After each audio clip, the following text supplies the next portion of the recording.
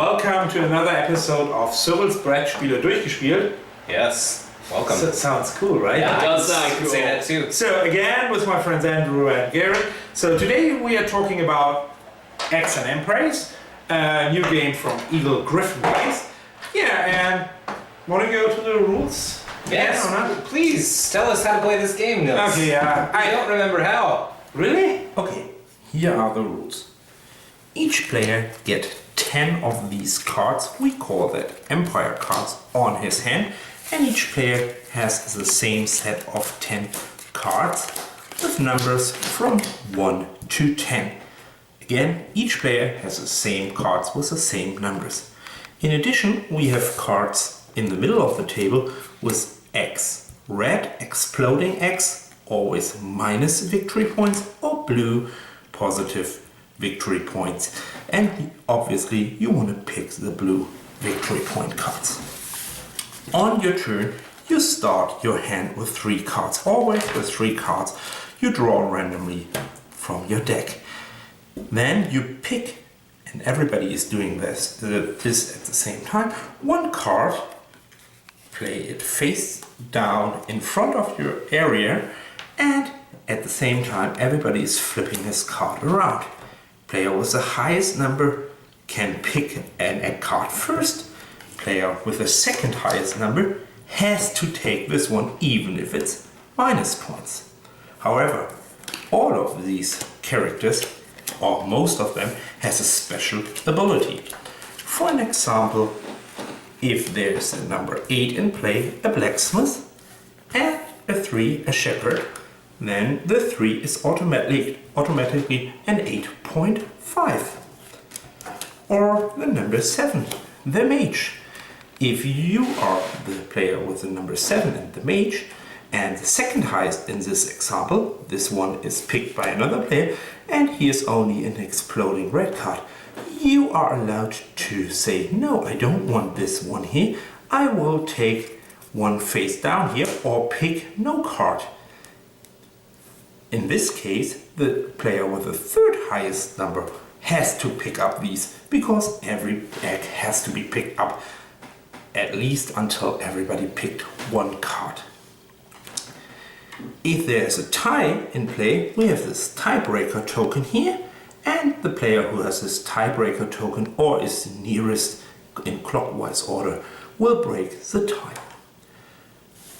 After you play 9 of your 10 cards from your hand, each player count up all his positive and negative egg cards in his personal stack, and player with the most points will win that round and get one of these tokens. The player who gets first 2 of these tokens will win the pub rules of Eggs and Empires. Then let's talk about components. What is your thoughts about components? Cards, this little tiebreaker, I forgot to mention the tiebreaker stand here, and this little tokens. Come on, give it a free shot. Yeah, I mean, it's your standard card game. So these are standard feeling cards. Yep. You know, the artwork's okay. I've seen better, I've seen worse. So, but it gets its point across for the kind of theme. You know, these are all dragon egg hunters, and they're running around, I guess, the countryside looking for these dragon eggs, and then some of the eggs explode, which will be the negative points. Those are the exploding eggs. It's so tiny on the camera. Yes, right. I believe this is part of their egg series, but I believe. you know, the last time we played it, I went online and I read a bunch about it. Oh, one of these researchers. Yes, so yeah, I think you know, I enjoyed it. Did you listen? Last time we played it, that's a proof that we always play tested more than once, just to make sure everybody got the rules, everybody got a good feeling for the game. Yes. Okay, do you have something to add?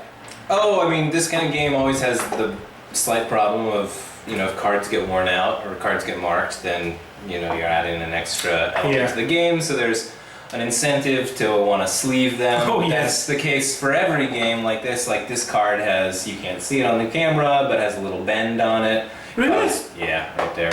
See it? So if I was playing against the silver guy, I would know this was the scout, and then I would reactively do it. Yeah, tricky. I was a professional blackjack player for 8 months. I have to see that kind of stuff. Counting the cards. If this is face up, I know exactly what it is. It's easily Yeah, okay. easily solved with cards. Easily solved with card sleeves, but that's the solution for every game with cards.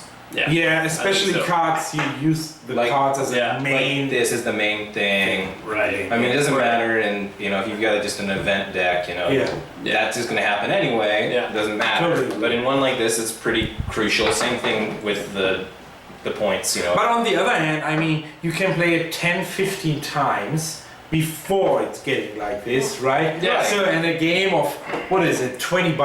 Yeah. Roughly guess. So if you play a game 20 times or 15 times for $20, I mean, if you pay $2 each game, that's nothing. Yeah. 4 players, $2. It's cheaper than drinking Coke. This is true. So, yeah. Depends where you get the Coke. Cheaper than beer. Cheaper than beer, for sure. Yeah. Oh, no, not in Germany. Yeah, at least in the States, it's way cheaper. Okay, let's talk a little bit about mechanisms. For me, it's definitely a Libertalia light game.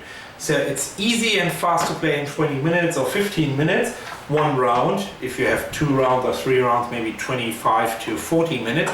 But Libertalia is always a little bit longer, pirate theme game with a totally same mechanics. So it's also, you pick your card, you roll, you have 30 different rolls. It's a little bit different, but you have to grab some loot, you have a full board. So this is an easy version of Libertalia. So from the mechanics, for me, there's nothing really outstanding new.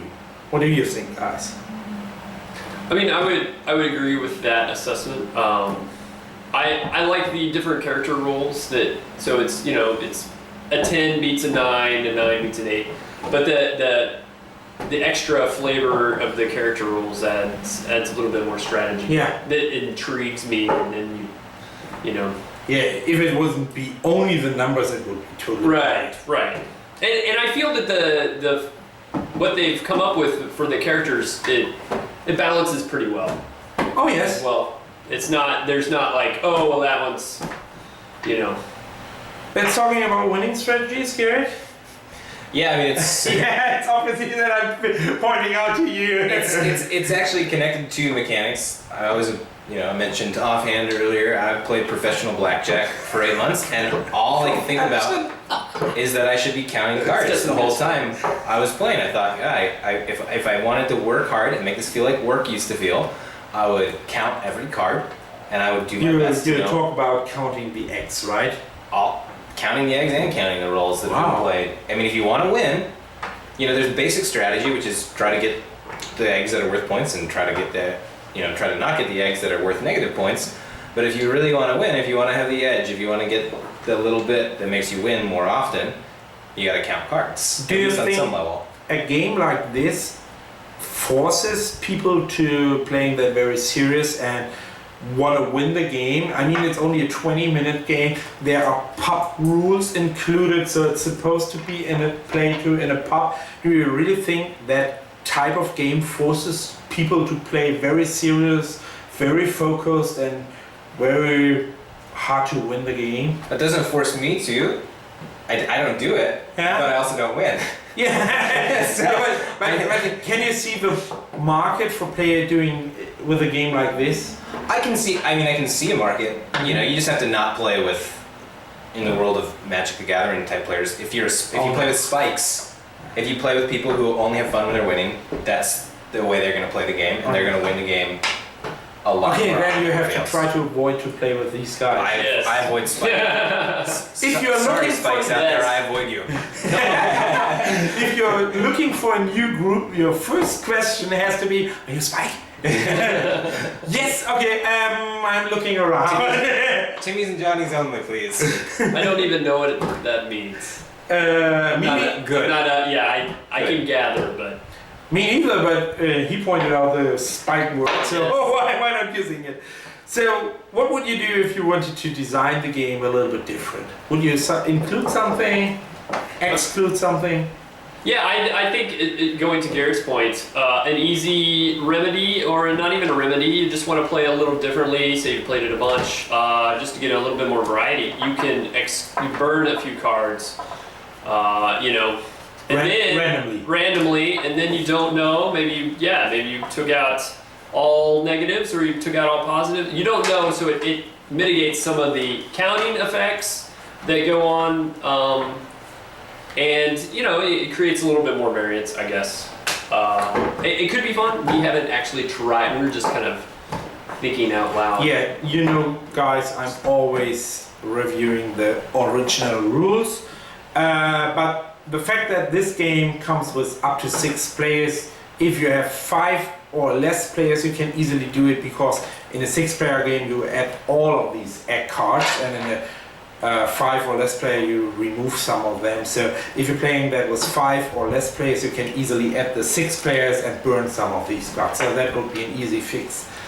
I was thinking about an asymmetrical card. So what do you think about having a 11th card which a specific ability only attached to your player?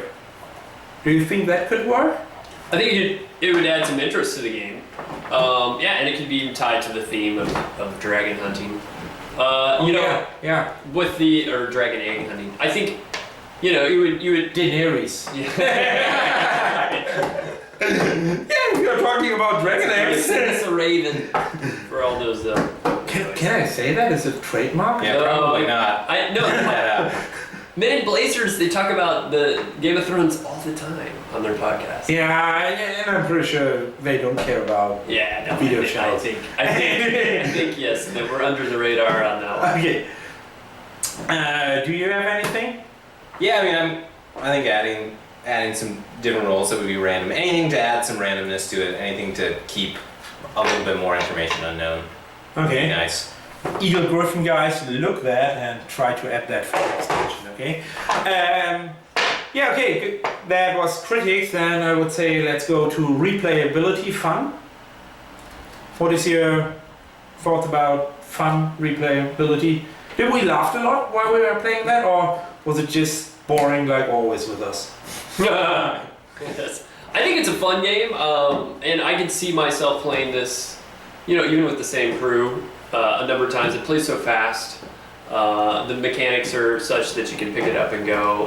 But I think with the varied roles that you get to use, that, you know, there is. I mean, you're not gonna want to, you know, play it maybe 50 times in a row. But. No, not 50 times in a row. But I mean, the game is supposed to play it at least 3 or 4 times in a row until someone gets 2 of these tokens. Right. And for me, it's not too long. Right. It isn't too long. Play it 4 or 5 times in a row, it's totally fine.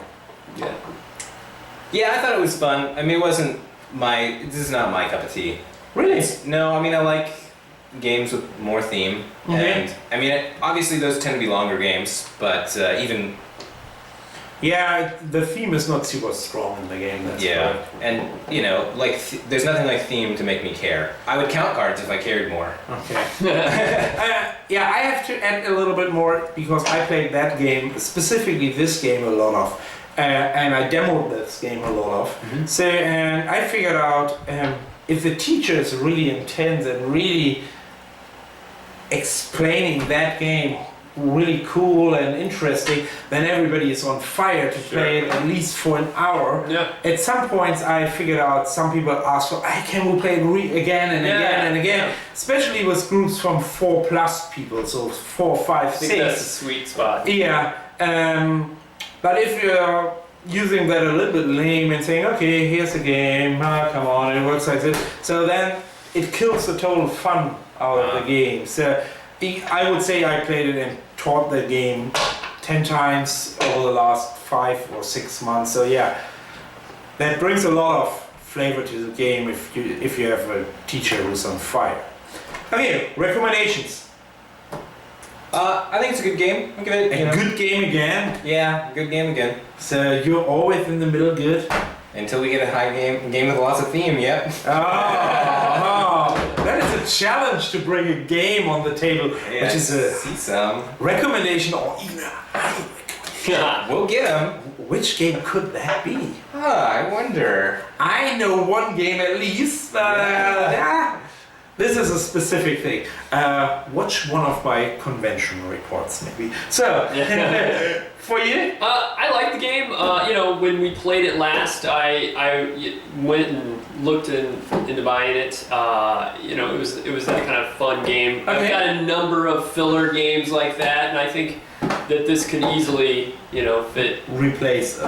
It's different. Say if you're tired of your old filler, this is a new one that's it's a lot of fun.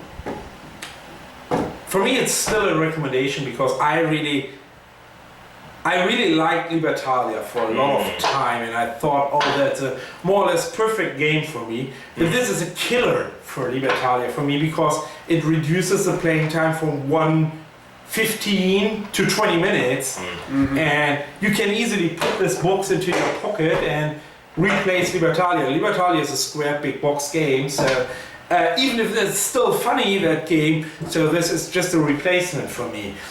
And again, I demoed this game roughly 10 times, and I would say there was not even a single game. There was sometimes a single player who said, it's not my cup of tea, and who didn't really enjoy it, but then you can easily replace it with another one who was standing around the table, and we had always fun. So I would say even in the 15 games I played, I would say I've always had fun, which is not for every single game for me. Sure.